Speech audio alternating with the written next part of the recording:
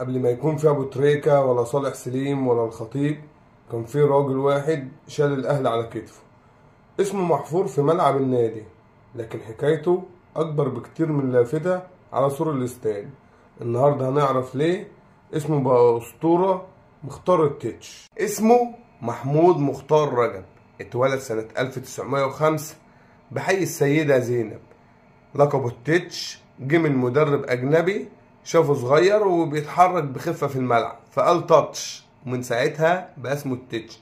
التتش كان أحد نجوم الكرة المصرية وله شخصية قوية وروح قيادية عالية من وهو لسه صغير. انضم للنادي الأهلي سنة 1922 ويدوب وهو لسه عنده 17 سنة.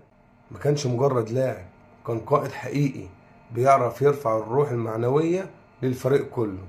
شارك في أولمبياد باريس سنة 1924 ووقتها كان رمز للكرة المصرية. لعب للنادي الأهلي 15 سنة وسجل أهداف كتير لا تنسى. كان أول لاعب مصري يتم تعيينه كابتن لمنتخب مصر. في سنة 1944 كان الاحتلال البريطاني في فلسطين، لكن الأهلي قرر يسافر هناك ويلعب ماتشات ودية دعما للقضية الفلسطينية. مين اللي كان بيقود البعثة؟ هو مختار التتش بنفسه. رحلة محفوفة بالمخاطر، لكن الأهلي راح ومثل مصر هناك، وكل ده تحت قيادة التتش اللي أثبت إن الأهلي دايما في صف القضايا العادلة. بعد ما اعتزل الكرة، التتش فضل قريب من النادي، اشتغل في اللجنة الفنية وشارك في تدريب أجيال بعده. كان دايما بيقول اللي يلبس فانيلة الأهلي لازم يعرف قيمتها ويقاتل عشانها. التتش توفى سنة 1965، لكن اسمه لسه بيعيش جوانا.